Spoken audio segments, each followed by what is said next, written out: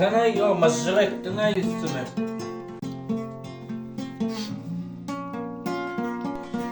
Megam, do savcı ol silak gelipsin devletin arsın.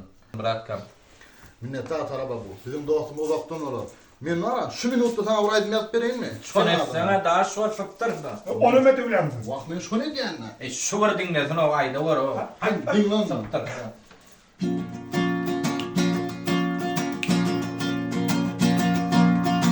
Tarabamo, tarabamo. Sensin dostum tarabamo. Tarabamo, tarabamo.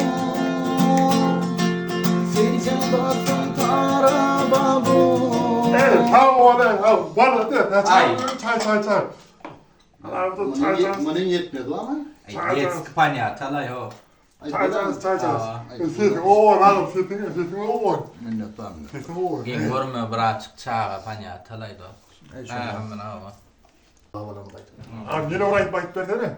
Vapçıya da var ha inim. Ho. Seni öz adına ait, ben senin adına oraydım ya. Tamam. Açakken. Yo, men şu an dostum adını yazdım aydım. Oh. Sana da aydım yazdım. Adını ait. Açakken. Oh, yo canım. Ait adını aydım adayım senin adını dışarı durun yerim. Ait da. Ben bir sekundum doğamına. Ola açakken. Adını ait da o canım. Ama oturma açakken o. Görüyor musun ne? Sana palibom aittir ya adır lan.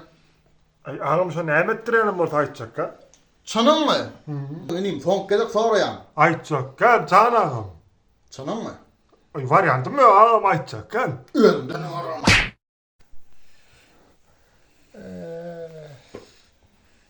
Adam ya ait değilim ya ben sana.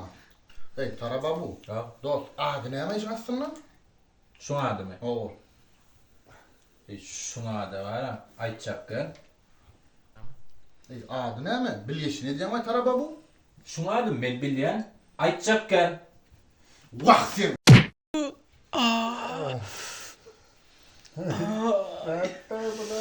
Kimden nas merkette. Aydın da adı ait da adı.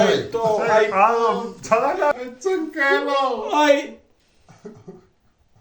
Siz var ha ayçak gel mi? Ay dur canım dur. Ben atım sol açakken atım. Uy asıl adın ayçak gel mi? Allah. Sen ağzın başı verdin işte.